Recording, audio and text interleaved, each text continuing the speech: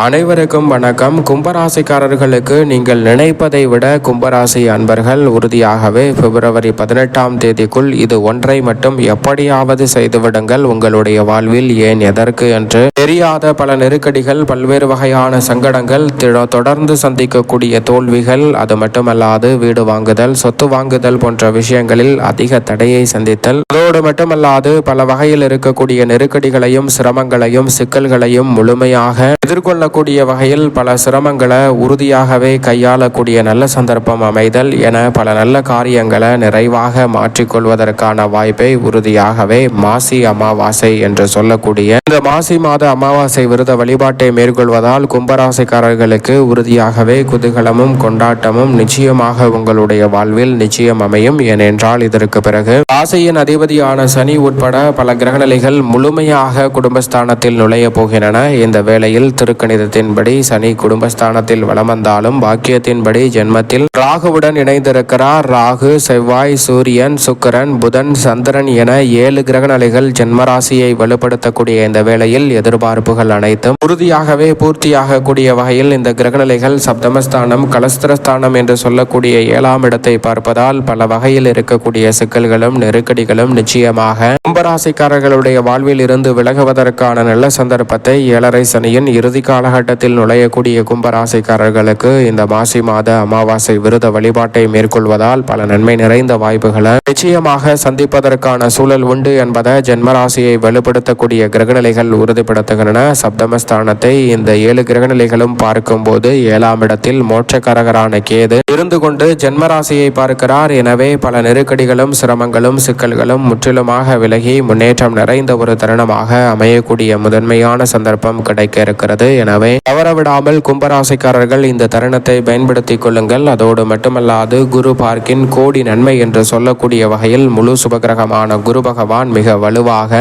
ஜென்மராசியை 5ஆம் இடத்தில் அமர்ந்து பார்க்கிறாருங்க. லாபம் மற்றும் 9 ஆகிய இடங்களை பார்க்கக்கூடிய குரு பகவானின் பார்வையால் பல நெருக்கடிகளும் சிரமங்களும் நிச்சயமாக விலகும். நீங்கள் நினைப்பதை விட நன்மை நிறைந்து கிடைப்பதற்கான சந்தர்ப்பத்தை இந்த அமாவாசை தினத்தன்று கிரகநிலைகள் உருவாக்கி கொடுப்பதால் நிச்சயமாக எங்கு எப்படி இருந்தாலும் இது ஒன்றை மட்டும் தவறாமல் செய்யுங்கள். அமாவாசை விரத வழிபாட்டை மேற்கொள்வது சரியான முறையில் எப்படி என்பதை சற்று விரிவாக பார்க்கலாம். பொதுவாக அமாவாசை என்பது சூரியனும் சந்திரனும் இணையும் நாளாக பார்க்கப்படுகிறது. சூரியனும் சந்திரனும் இணைந்து ஒரே ராசியில் வலம் வரும்போது இந்த அமாவாசை தினமானது வருகிறது. அதிலும் இந்த தருணத்தில் மாசி மாதத்தில் வரக்கூடிய அமாவாசையில் பல கிரகநிலைகள் ஒன்றிணைந்திருக்கின்றன. குறிப்பாக ராகு, சனி, செவ்வாய், புதன், சூரியன், சுக்கிரன் என பல கிரகநிலைகள் ஒன்றிணைந்து மிக வலுவாக வலம் வரக்கூடிய இந்த தருணம் என்பது இதுவரை இல்லாத சிறப்பான விசேஷ தருணத்தை ஏற்படுத்தி கொடுக்கும் ஒரு அமைப்பாக நிச்சயமாக பார்க்கப்படுகிறது. எனவேதான் இந்த மாசி அமாவாசை தினத்தன்று முன்னோர் வழிபாட்டை மேற்கொள்வது உங்களுடைய வாழ்வில் இருக்கக்கூடிய பித்ரு தோஷம் உள்ளிட்ட பல தோஷங்களை நீக்கி மகிழ்ச்சியாகவும் மிக சிறப்பான முன்னேற்ற வாய்ப்புகளையும் உறுதியாகவே ஏற்படுத்தி கொடுக்கிறது. அதோடு மட்டுமல்லாது இந்த நாளில் உறுதியாக எதை செய்கிறீர்களோ செய்ய முடியவில்லையோ இது ஒன்றை மட்டும் நிச்சயமாக செய்து விடுங்கள். அப்படி செய்வதன் மூலம் மிக சிறப்பான மாற்றத்தை சந்திக்கக்கூடிய சந்தர்ப்பம் உங்களுடைய வாழ்வில் உறுதியாகவே கிடைக்கும். எப்படியாவது இந்த ஒரு காரியத்தை மட்டும் தவறாமல் மேற்கொள்ளும் போது நமது வாழ்வில் இருக்கக்கூடிய பித்ரு தோஷம், பித்ரு கர்மா நீங்கி உங்களுடைய வாழ்வில் மிக சிறப்பான முன்னேற்றம் அமைவதோடு மட்டுமல்லாது பல தடைகள் விலகுவதற்கான வாய்ப்பை நிச்சயமாக ஏற்படுத்தி கொடுக்கும். அதிலும் வருடத்தில் 12 அல்லது 13 அமாவாசைகள் வந்தாலும் கூட மிக முக்கியமானது தை அமாவாசை, புரட்டாசி அமாவாசை, மகாலய அமாவாசை என்று சொல்லக்கூடிய புரட்டாசி அமாவாசை மற்றும் ஆடி அமாவாசை. இந்த அமாவாசைகளில் உறுதியாகவே தர்ப்பணம் இருந்து முன்னோர் வழிபாட்டை மேற்கொள்வது சிறந்த பலனை அளிக்கும். அது மட்டுமல்லாது மாசி மாதமும் மிக சிறப்பான ஒரு மாதமாக பார்க்கப்படுகிறது. அதிலும் குறிப்பாக இந்த வருடத்தில் கிரகநிலைகள் அனைத்தும் வலுவாக ஒன்றிணைந்திருப்பது முன்னோர் வழிபாட்டை மேற்கொள்வதற்கு உங்களுக்கு சால சிறந்த அமைப்பாக பார்க்கப்படுகிறது. எனவே அன்றைய தினம் தவறாமல் விரதமிருந்து எள்ளும் நீரும் இறைத்து தர்ப்பணம் கொடுக்க வேண்டும். மனதார முன்னோரை விரதமிருந்து வழிபாடு செய்வது உங்களுடைய வாழ்வில் பித்ரு தோஷத்தையும் பித்ரு கர்மாவையும் நீக்கிவிடும். எனவே தவறாமல் இது ஒன்றை மட்டும் உறுதியாகவே அன்றைய தினத்தில் செய்யுங்கள். உங்களது முன்னோரை மனதார நினைத்து அவர்களுக்காக விரதமிருந்து வழிபாடு செய்யுங்கள். இது இந்து முறைப்படி மட்டுமல்ல, கிறிஸ்துவ முறைப்படியும் அன்றைய தினத்தில் விரதமிருந்து அன்னதானத்தை மேற்கொள்ளலாம். அது மட்டுமல்லாது அவர்களின் ஆன்மா இளைப்பாறுதலுக்காக திருப்பலி எழுதி வைத்து பூஜை மேற்கொள்வது சிறந்த பலனை கொடுக்கும். 17, 18 ஆகிய இரு தேதிகளில் அமாவாசை திதி இருப்பதால் இந்த இரு தேதிகளில் நிச்சயமாக ஏதேனும் ஒரு நாள் முன்னோர் வழிபாட்டை எப்படியாவது செய்துவிடுங்கள். அப்படி செய்வதன் மூலம் பல நன்மை உங்களுடைய வாழ்வில் உறுதியாகவே ஏற்படும். அதோடு மட்டுமல்லாது இந்த தருணங்களில் முன்னோர்களின் ஆன்மா இளைப்பாறுதல் பெறுவதற்கு நிச்சயமாக அன்றைய தினம் விரதம் இருந்து அன்றைய தினம் மதியம் 2 மணிக்குள் அன்னதானம் செய்யுங்கள். அன்னதானம் செய்வது உங்களுடைய வாழ்வில் அளவற்ற நன்மையை அள்ளி கொடுக்கும். குறிப்பாக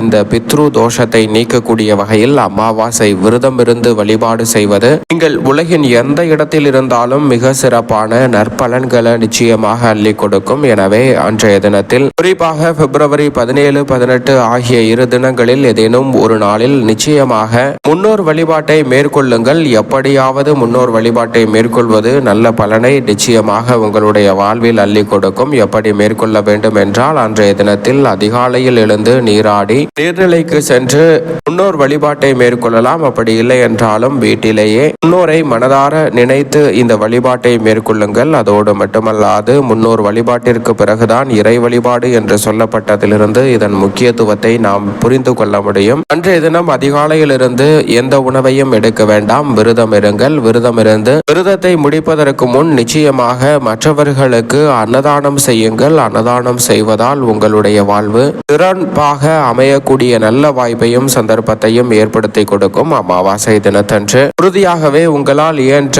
தான தர்மங்களை அன்றைய தினத்தில் மேற்கொள்வது மிக சிறப்பான வாய்ப்புகளை உங்களுடைய வாழ்வில் நிச்சயமாக ஏற்படுத்தி கொடுக்கும். அதே சமயம் இறை வழிபாட்டையும் மேற்கொள்வது நல்ல பலன்களை அள்ளி கொடுக்கும். சனி பகவானின் வழிபாட்டையும் மேற்கொள்வது சனியால் ஏற்படக்கூடிய சிரமங்களை குறைத்து மிக சிறப்பான முன்னேற்ற வாய்ப்புகளை அடுத்தடுத்து ஏற்படுத்தி கொடுக்கும். இந்த வழிபாட்டை யார் மேற்கொள்ள கூடாது என்றால் உறுதியாகவே அமாவாசை விரத வழிபாட்டை மேற்கொள்ளும் போது தாய் தந்தை இருப்பவர்கள் மேற்கொள்ளக்கூடாது. கணவர் இருக்கும் போது முன்னோர் வழிபாட்டை பெண்கள் மேற்கொள்ள வேண்டாம். மற்றபடி இந்த வழிபாட்டை அனைவருமே மேற்கொள்வதன் மூலம் முன்னோர்களுடைய சாபம் உங்களுடைய வாழ்வில் நீங்கும். அவர்களுடைய தோஷம் என்று சொல்லக்கூடிய முன்னோர்களின் வருத்தம் பித்ரு கர்மா நீங்கி சிறப்பான வாழ்க்கை கிடைப்பதற்கான சந்தர்ப்பம் நிச்சயமாக கைகூடும். எனவே தவறாமல் முன்னோர் வழிபாட்டை மேற்கொள்ளுங்கள். எப்படியாவது இந்த வழிபாட்டை மேற்கொள்வதன் மூலம் ஏன் எதற்கு என்று தெரியாத பல கஷ்டங்களுக்கு நிச்சயமாக நல்ல தீர்வு கிடைக்கும். நீங்கள் எதிர்பார்க்கக்கூடிய திருமணம், புத்திர பாக்கியம் உள்ளிட்ட பல சுப நிகழ்வுகள் உறுதியாகவே சிறப்பாக அமைவதற்கான நல்ல சந்தர்ப்பத்தை ஏற்படுத்தி கொடுக்கும். பல்வேறு வகையான தடைகள் நீங்கும். புதிய வீடு கட்டுதல், புதிதாக வீடு வாங்குதல் போன்ற தடைகளும் நீங்கி அவை கிடைப்பதற்கான நல்ல சந்தர்ப்பம் உறுதியாகவே உண்டு. தவறவிடாமல் முன்னோர் வழிபாடு, அமாவாசை விரத வழிபாட்டை மேற்கொள்வது சிறந்த பலனை உறுதியாகவே பெற்றுத்தரும். எனவே தவறாமல் விரத வழிபாட்டை மேற்கொள்ளுங்கள். நல்பலன் உங்களுடைய வாழ்வில் அபரிவிதமாக அமையும்.